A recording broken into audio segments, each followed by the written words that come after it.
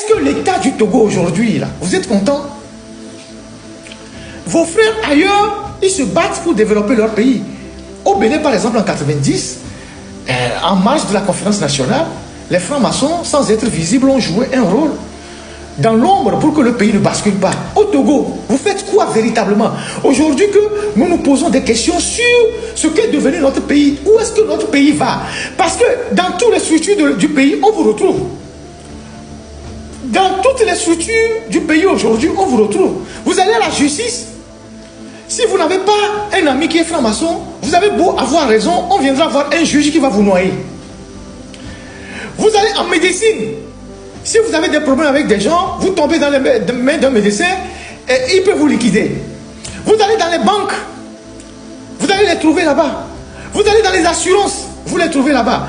Les gens qui ont des gros marchés au Togo et qui font mal les travaux, que ce soit les travaux de route, les constructions des hôpitaux, des centres de santé, vous allez voir qu'il y a un frère quelque part qui les protège. Et vous avez les militaires aussi. Quand Eyadema a compris que la franc-maçonnerie pouvait être un danger pour son pouvoir, il a envoyé beaucoup de militaires dans la franc-maçonnerie pour lui faire les renseignements. Les gendarmes, les policiers, les fantassins, ils sont pleins dans la franc-maçonnerie. Ils ne sont pas allés parce qu'ils épousent l'idéal maçonnique, mais ils sont allés parce qu'ils doivent être là-bas pour avoir les yeux du pouvoir dedans. Et donc, tous ces gens-là qui tuent, qui volent, qui assassinent, qui font traîner le pays dans la boue, quel est votre idéal à partir du moment où vous êtes des francs-maçons? C'est quoi votre idéal? Moi, je voudrais vous interpeller aujourd'hui. Nous avons plein de journalistes dans notre corporation que vous avez mis dans la franc-maçonnerie. Moi, il y a eu beaucoup de démarches envers ma personne, d'interpellation. Les gens sont venus voir qu'au fait, tu es un journaliste brillant, il faut que tu nous rejoignes. J'ai dit, mais vous êtes qui vous? Ils disent non, c'est des groupes de réflexion, il faut nous rejoindre parce que tu es brillant. Et j'ai dit, mais si je n'étais pas brillant, vous allez venir vers moi? Si je n'étais pas brillant, vous allez venir vers moi? Et donc, avec beaucoup d'arguments, tirer des cheveux, oui, c'est des réseaux d'influence. J'ai dit, mais je suis déjà influent. Même si j'exerce ma petite influence dans mon petit coin, je suis déjà influent. Je n'ai pas eu ça grâce à vous. J'ai fait de très bonnes études, scolaires, universitaires. Quand je suis devenu journaliste, je fais mon travail. Je n'ai pas besoin de rentrer dans vos rangs. Et beaucoup de nos confrères journalistes ont été embarqués dans ces aventures. Raison pour laquelle vous allez voir, il y a des journalistes qui voient la vérité, mais ils disent autre chose. Ils sont liés. Ils sont liés. Donc, c'est cette culture de complicité dans le mal que moi, je veux dénoncer. Si vous êtes véritablement des francs-maçons et que vous épousez l'idéal maçonnique, est-ce que vous êtes heureux de voir le Togo qui est en train de s'effondrer? Si vous épousez l'idéal maçonnique, vous êtes là pour des valeurs de justice, de paix, de fraternité. Est-ce que vous êtes content de voir la manière dont les Togolais souffrent aujourd'hui? Le pays qui est en train d'aller à volo dans tous les sens. Lomé est devenu une ville poubelle. Le Togo fait honte dans toute la sous-région.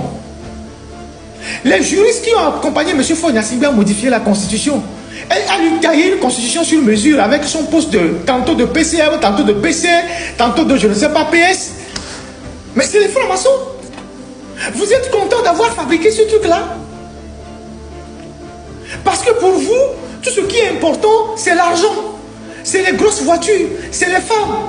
Je sais pas quoi. Vous avez encore besoin de quoi? L'argent, les grosses voitures, vos carrières, les femmes, les maisons. Mais une vie ne peut pas être réduite à ça. Il y a un grand franc-maçon au Bénin qui est de réputation sulfureuse, qui a été même, je pense, dans un des patrons de la franc-maçonnerie au Bénin, qui a construit un très grand hôtel à Grand Popo là-bas, où les francs-maçons togolais vont souvent se réunir. Et il y a 5 ans, il est décédé, son hôtel est déjà en ruine, totalement en ruine à la place là-bas de Grand Popo. Il n'a emporté rien nulle part. Donc, on ne peut pas comprendre que les francs-maçons, ceux qui ont été à la base de la création de la franc-maçonnerie, et qui sont en Occident, ont travaillé pour développer leur pays d'une manière ou d'une autre. Ils ont conçu de grands monuments, ils ont conçu de grands monuments, des routes, des lieux emblématiques. Ils ont fait la réflexion pour faire progresser leur pays sur le plan des libertés, sur le plan des valeurs. Et vous, en Afrique, qui vous réclamez des francs-maçons, vous êtes une association de malfaiteurs. Tout ce que vous pouvez faire pour traîner les pays vers le bas, pour tirer le pays vers le bas, c'est ce que vous faites. Je connais un homme politique avec qui on était dans la rue avant, quand j'étais militant, pour dénoncer le régime. Il était professeur de CEG, il avait moto maths, simple moto maths. Il était professeur, on était tous dans la rue, on criait sur le régime, on dénonçait le régime. Il était d'un parti politique que je ne vais pas nommer. On était tous dans la rue. On faisait les marches, on subissait les gaz lacrymogènes. Et cet homme politique, il n'est pas le premier responsable de leur parti, mais il en était membre. Un matin, à Djidjolé là-bas, pendant que j'étais étudiant, je le vois rentrer dans leur temple là-bas avec son patron. J'ai dit, hé, je le regarde. J'ai dit, mais ça c'est grave ça. Je le vois rentrer à Djidjolé là-bas avec son patron. À peine 6 mois après, il n'a plus la moto, il n'enseignait plus. Il est rentré à la CENI. Il est l'un des plus grands fraudeurs des élections à la CENI depuis 20 ans. L'un des plus grands fraudeurs d'élections à la CENI depuis 20 ans. Il fraude les élections pour le pouvoir. L'un des plus grands fraudeurs d'élections à la CENI. C'était un professeur de CEG. Et après son stand, il a changé. Il a changé, il a acheté sa première voiture, une deuxième grosse voiture, et puis après, il a acheté une maison, tout ça, tout ça. L'un des plus grands fraudeurs, je vous dis, l'un des plus grands fraudeurs des élections à la CENI. À chaque CENI, on le reconduit. Je ne sais pas s'il est dans la dernière CENI, mais il a été toujours de toutes les CENI où on a organisé les élections frauduleuses, mais très discret. Très discret. Est-ce que ça, c'est compatible à l'idéal maçonnique? Quelqu'un a donné le nom dans les commentaires.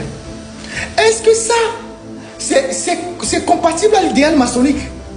D'aller supporter les mauvaises choses, tout en disant qu'on est franc-maçon. Il est l'un des cerveaux de la fraude électorale au Togo. Ce monsieur, nous avons manifesté ensemble dans les rues, à Lomé, pour dénoncer le pouvoir. Son patron qui l'a amené dans la franc-maçonnerie, il est malade actuellement. Est-ce que ça, c'est votre idéal qui vous permet de faire des choses comme ça pour le bien matériel? C'est un monsieur, quand vous le voyez, il ressemble à Gaglo. Vous avez vu, l'indication là est claire. Donc voilà. Voilà ce que notre société est devenue. Des associations de malfaiteurs. Et c'est en même temps les mêmes là qui sont dans la franc-maçonnerie.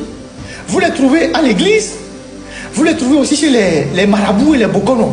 Parce qu'en réalité, en Afrique, les gens qui sont dans la franc-maçonnerie, qui intimident les gens, ils utilisent juste la magie noire. Et beau, c'est sérieux, mais ce n'est pas la franc-maçonnerie qui leur donne le pouvoir. Quand ils portent leur chapeau de Jonathan Goodluck, là, ils mettent leur habillement là, ils essaient d'intimider les gens. Vous les voyez, ils sont à l'église le matin, et ils sont à la franc-maçonnerie samedi, et puis la nuit ou le soir, ils vont chez le bokono. Et moi j'en connais un, mais il est toujours chez les féticheurs. Il est tout le temps chez les féticheurs, mais jeudi, il est au Saint-Sacrement. Dimanche, il est à l'église. Samedi, il est à Djidjolé. Mais il est tout le temps chez les féticheurs. Donc, ils ont une capacité de pratiquer un syncrétisme incroyable. Donc, c'est avec ça qu'ils menacent les gens, qu'ils essaient d'intimider les gens, que bon, on est dans la loge, c'est des conneries. On a arrêté des grands francs-maçons à Lomé, c'est nous les journalistes qui les ont défendus. Rien, ils l'ont fait. Commis. On a arrêté de grands francs-maçons à Lomé là-bas.